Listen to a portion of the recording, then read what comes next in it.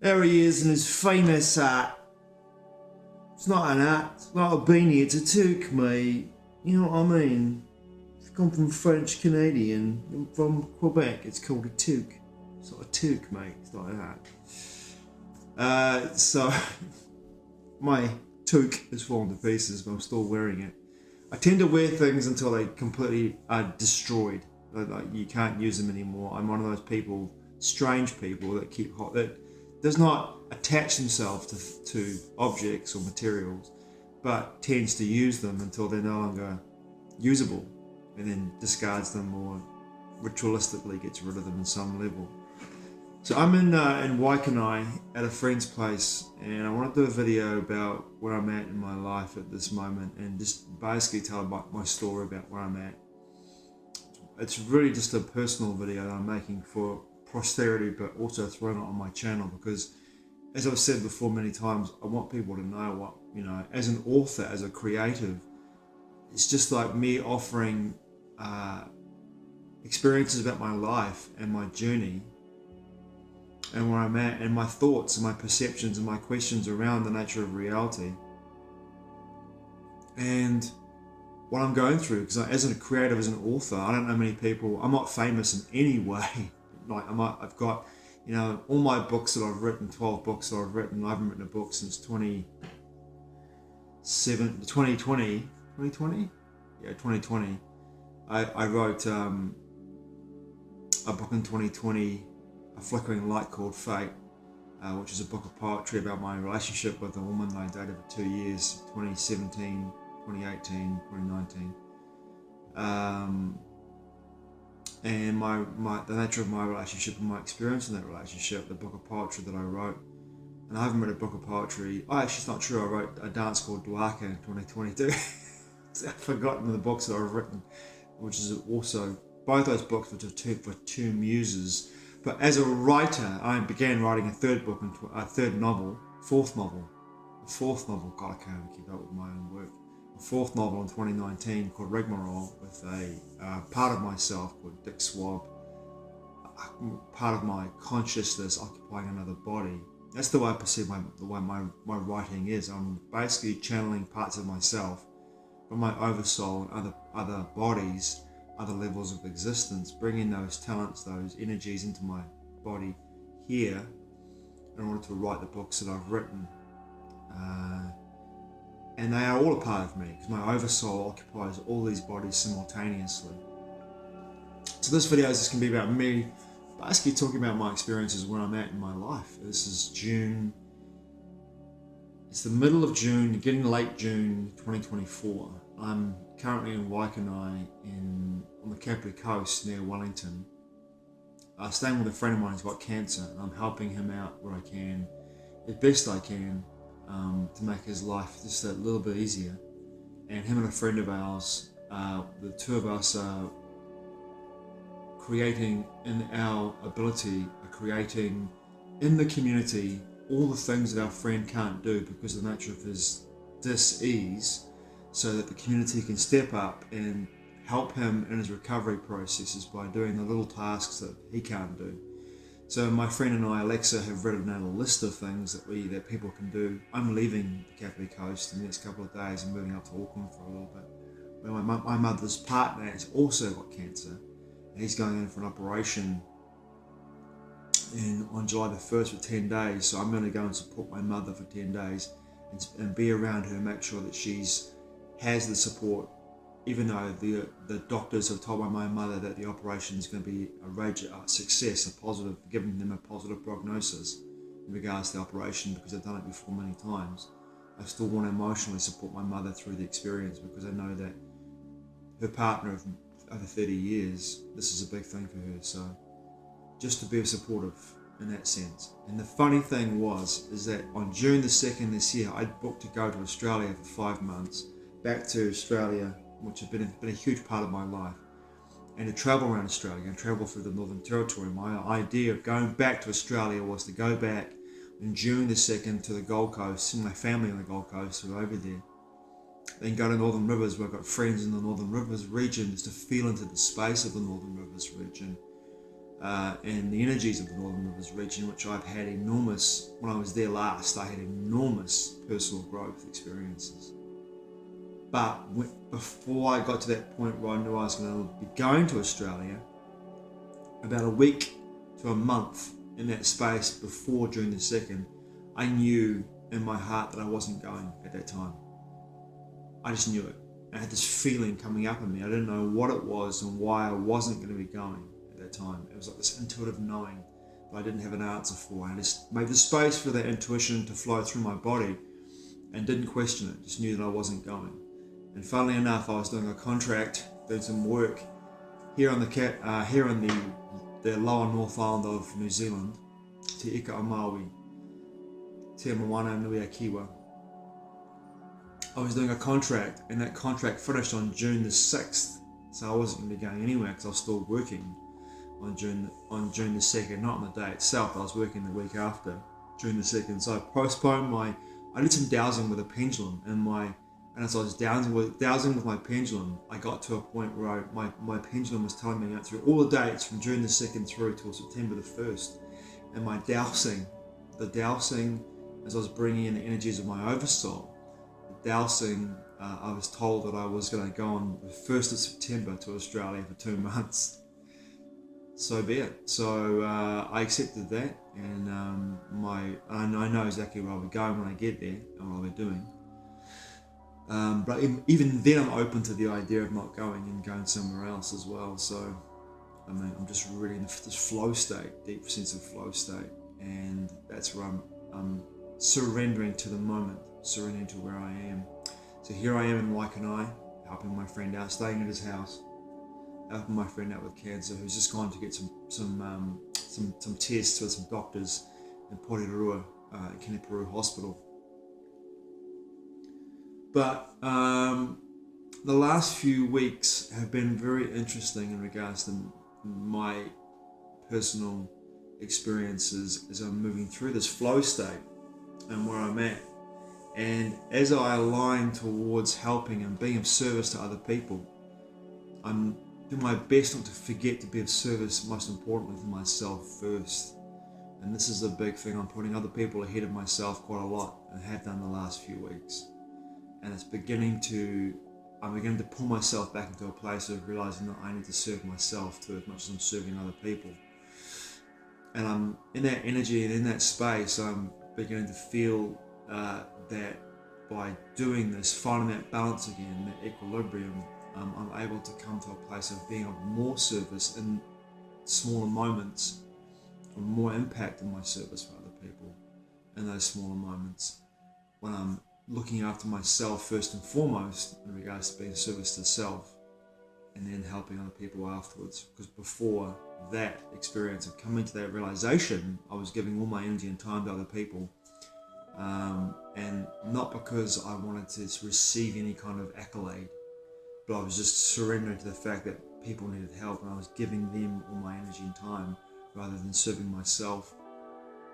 And that led me to a place of realization that I wasn't achieving what I came here for, what I was doing, what I wanted to achieve for myself in that sense. And I was losing my sense of direction in that moment. And my purpose now, I can see, is, as I'm leaving here in the next couple of days to go up north again, is to take a break from service to other people, because that will come again. Have a little breather time, have a little time for myself, have a little recollection, have a little energetic moment of stillness for myself before I go back into full service mode again with my mother. And that doesn't mean I'll be giving all my time and energy to her. It means I'll be holding the space to be available to come into her sphere of influence if she needs me to be there for her in any way through the process of what she's going to be experiencing. Creatively, I haven't done anything in regards to, I haven't written anything for a long time, since 2019, 2020, so almost not 4 years, but close to. I think the last time I wrote anything with Rigmarole, that would have been 2020.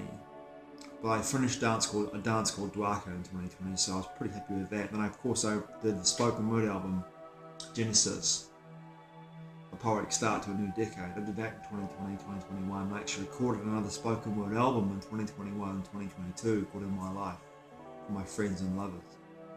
And that was a retrospective book of spoken word album that I was going to produce with someone in Australia called Tom Stevenson, Podlight Productions. But I decided to spend my hard-earned money elsewhere by travelling around the country and beginning my process of really letting go of living in Wellington. And for me, everything I do creatively, I pay for it myself. No, I've got no funding for nothing. I've never applied the funding for anything. I've paid for everything myself. So my work and my passion are two different things. But I'm looking for a way for many years to bring the two together in a way that I was able to make my passion my work. And my work my passion. And to reframe my working situation as an interior-exterior decorator, I reframed it in the way that I was being of service to people. I did that many, many years ago. So being of service to people for me meant that in that level, when I was bringing my skill base into someone's property to paint or to decorate a part of their house, interior, exterior, whatever it might be, I was being of service to them, but giving them a service. And that was the way I perceived it, service for that energy. And so I haven't done anything more. I've actually handed over the masters to a recording studio here in the Wellington region to look at the album and to potentially produce it, which would mean I do a cover for the album with Amber Cobra, who lives in Christchurch, who I've worked with since 2008. But the cost of doing that, and also the mastering, and also the producing, which I would do myself. I produce everything I do. I produce the soundtrack for each poem, because every poem that I've written in regards to individuals in my life, for friends and for lovers, is literally that. All the lovers that I've chosen in that collection of poetry, every single one, she has a different mood and energy and song for a soundtrack for each poem, and it for every friend as well. So it's a big undertaking, and it's a costly one for me as well, when I'd rather spend my money travelling and not abroad. Funnily enough, I've spent so many years wanting to get abroad again and travel again. I've travelled in the Pacific Islands quite extensively. I've been to every Pacific Island except for Tahiti and Fiji.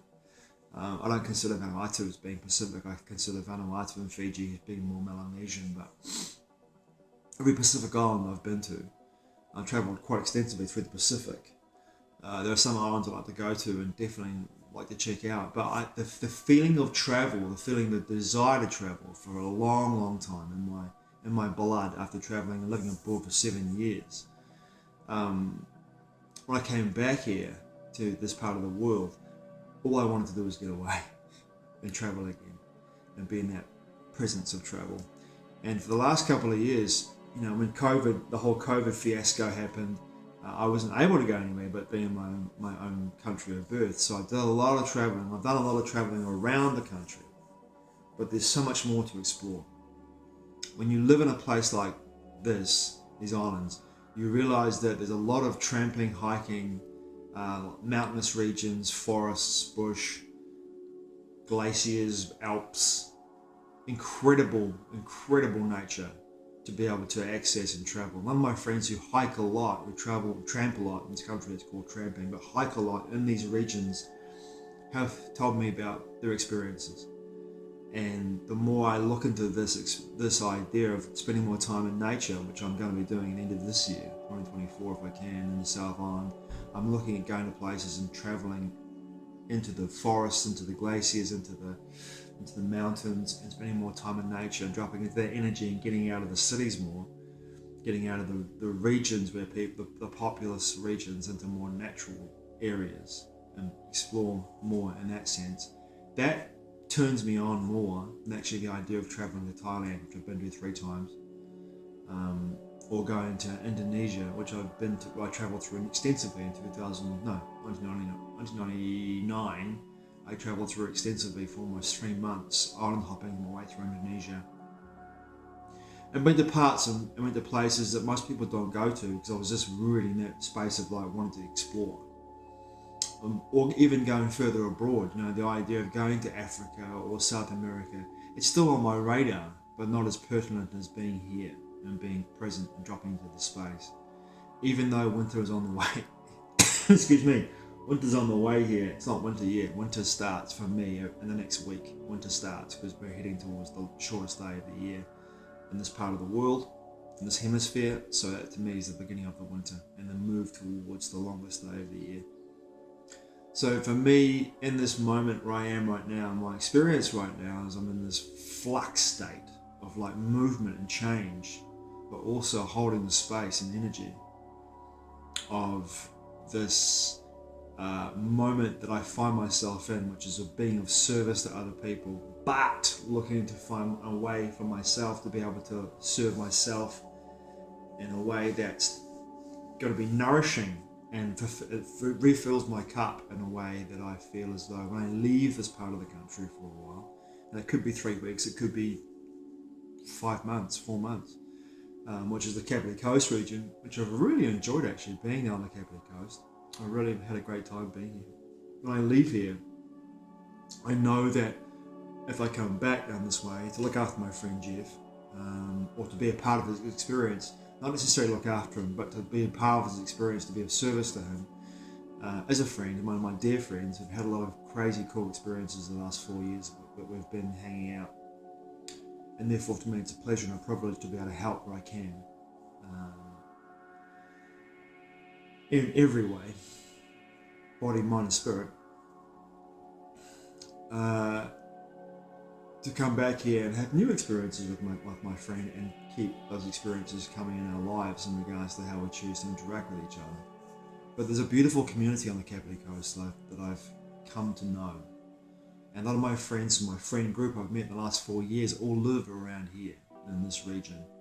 And I've really enjoyed my time here. But I do feel as though, there is, for me, no real fixed destination in regards to where I'm going to live or be. I feel real transient. But at the same time, this time of year, winter, when I haven't got a base per se, it's quite difficult after living for 20 years in Wellington, having a base over winter where I can actually retreat to and have my sanctuary.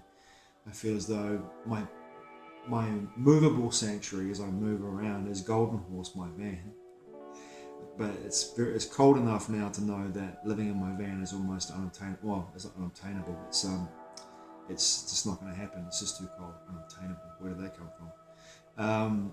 It's too cold. So I have to have a room or a place to stay or a house sit. And the house sits that I've actually attempted to get in this part of the country have all fallen through. So my spirit's moving me on.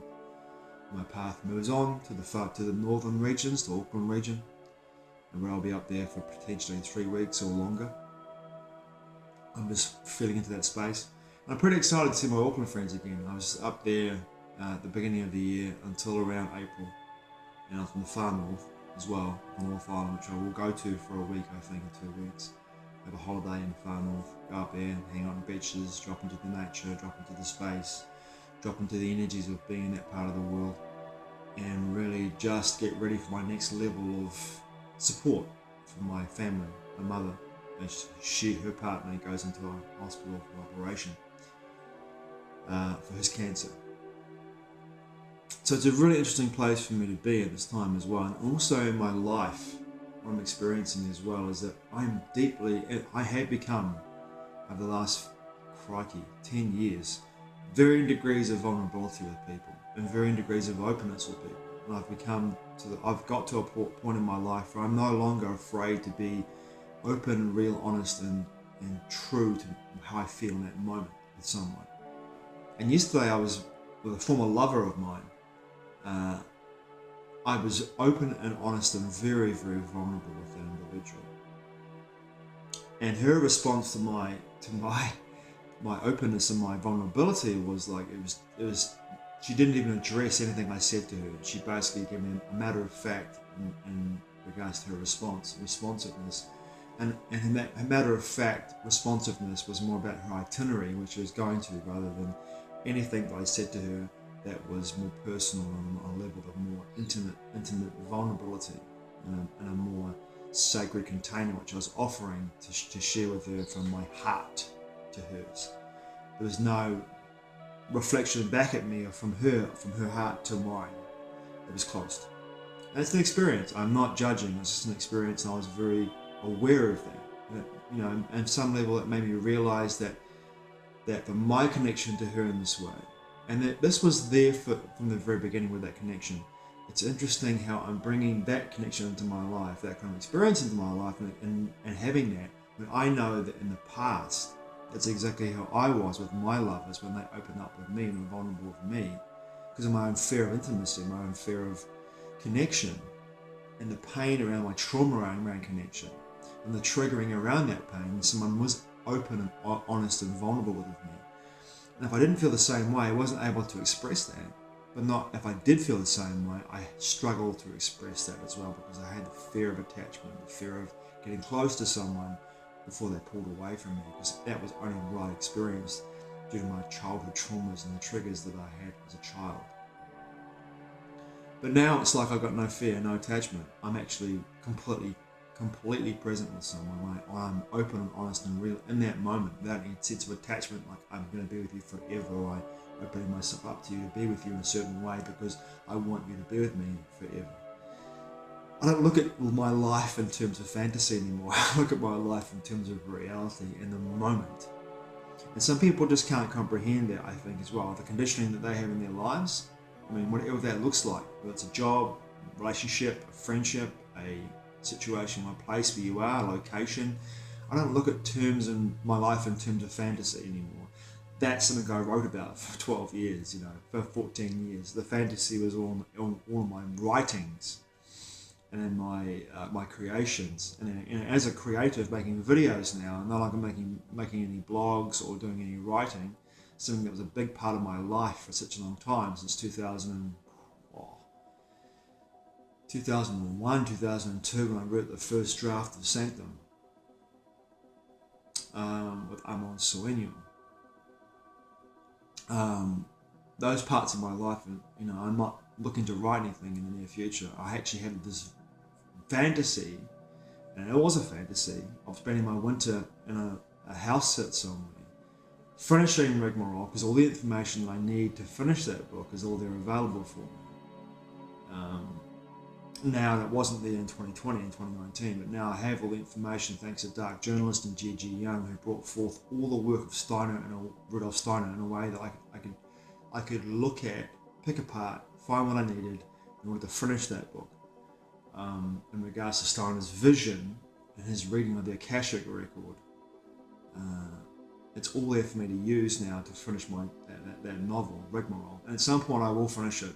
So I do feel as though it's really important to be able to express what I saw and the vision that I had in 2019 and the characters that I created in that book, which came out of another book, a collection of short stories, Tears of the Tormented. Yeah, that was a big thing for me as well, to finish this work, is to get it, eventually to finish it. Before I finish this video, one more thing I want to talk about, which is my feeling around my work and not being read in any way, not being picked up, not being looked at. No one's even remotely even interested in looking at it. And that's just not me casting spells in regards to my use of my language and my words. It's just a fact, right? I've written 14 books. I think 14 or 13. I can't even remember. I lost count.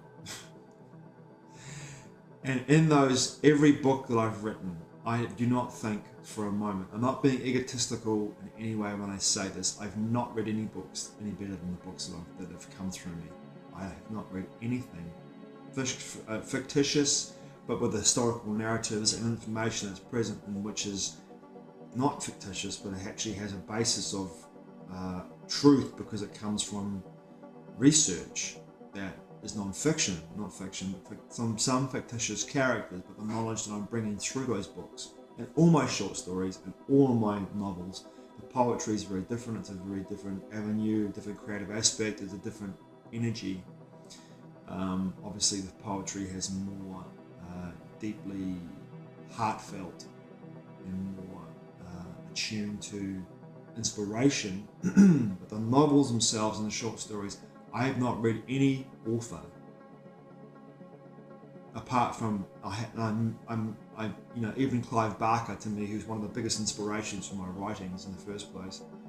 Imajika is probably the most incredible, fantastic book I've ever read.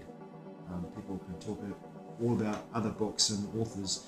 I know that George Martin's books, Songs of Ice and Fire, are incredible as well. Absolutely amazing books to read. But of all the books that I've read over the years, since 2008, when I first started writing, I don't think that I've read any books that come close to the books that came through me in regards to the content, the imagination, the prose and the poetry danced together. These books are amazing. These books are truly incredible books. If you like what the genres I'm writing in, I think if people read them, they would get a lot out of them, and maybe their time will come. And maybe I write them just for me as part of my healing process, my cathartic healing process, to be able to expunge, if that's the right word, all the information that came through me in order to find a way to express it. I write that for me and for me alone, and they're not for anyone else to ever read or pick up and read. But I am seeing resistance, and even when I'm giving out the books for free to people to read, there's still a resistance around reading them, perhaps because they're ebooks only and they're not physical books. Which for people, I totally understand, is a big thing. People want to read and hold a physical book. I totally get it. But the cost for me to do that, and to postage and packaging, the work that involves, that comes with that, being a self-published author, creative, is just too much. I don't have the energy or time for it. I really don't. If someone wanted to come along and take my work and publish it, if I wanted to go down the Ingram Spark route and put it on the Ingram Spark at some point, yeah, I'll do that. But right now I just don't have the energy even to that, looking into that process. I've got too much going on, and maybe when I have some downtime, I might look into that a bit more before I actually decide to go to that path. And as where the world's moving to in regards to society in the West, at least anyway, and as the force that moves through that society, moves through our society, through our world, begins to loosen and lose its grip on its control. And that happens incrementally over time, and it's not going to happen overnight. There's going to be, my feeling is there's going to be more opportunities in the next few months before the end of the year, and even next year, when there'll be the hand will be played in a way that looks to control people even more. Even as people feel as though it's slipped a little bit, and the ability that what they were trying to create in 2020 hasn't eventuated in a way that perhaps they wanted it to, I still see irons in the fire. So I'm not open. I'm not closed to the idea of. I'm not closed to the idea of doing this work and putting my books into physical form at some point. But the cost for me is just exorbitant, and I can't justify it at all. And there was a reason why back in 2008, my guide said to me, "You have to do these ebooks." And back then, no one was doing ebooks. That I knew of, and that was the big message from my guides. They have to be ebooks for whatever reason. They have to be ebooks, and they are ebooks. They all are ebooks, and they're all available on my website for people to purchase if they want to read them. And once again, I'm not being egotistical when I say that they are great books, and I haven't read books. I haven't read anything that comes close to the imagination and imaginative writings, the dance of prose and poetry. It's even hard for me to comprehend that these books even came through me after I've read them. But such is life. You do your best to be able to offer your gifts to the world, and then you let go, because in the end, I can't take them with me when I leave my body behind. But they will be there as long as the internet's up, I guess, for posterity's sake. They'll be up for people to pick up and purchase. This has been a long video, but it's been a real one. It's been really interesting to do a video like this, and I'm sure that those people who choose to watch this and get all the way through it will get a deeper understanding of who I am and where I am at in my life. I'm just a flawed individual, do my best to be a better man every day, and to learn and to grow and to understand that, yes, in my past I've made mistakes, huge mistakes, big mistakes, in my perception. And I've been an asshole many times in my life, but I'm doing my best with my heartfelt energy to be a better man, to make better choices, to understand my role. And for me, my purpose now, really realistically moving forward from where I am right now, is to be of service as much as I possibly can to other people who need the help, to be able to get through their daily processes, daily experiences, e.g. my mother, who will be putting herself in a situation where her partner's away for 10 days, being in hospital after the operation, and my friend here down in Waikanae, who, even though once again my friend Alexa and I put out a list of things that need to happen around him in order for him to recovery to happen with a bit more ease, people haven't stepped up, and therefore I have to step up. And I've chosen to step up more in order to fill the spaces that are left. Because when I leave here in a couple of days to go north, my fingers are crossed that people will step up and help our friend, because this is what community is all about. Thanks for watching. I truly appreciate it. Mate wa. I'll see you again soon.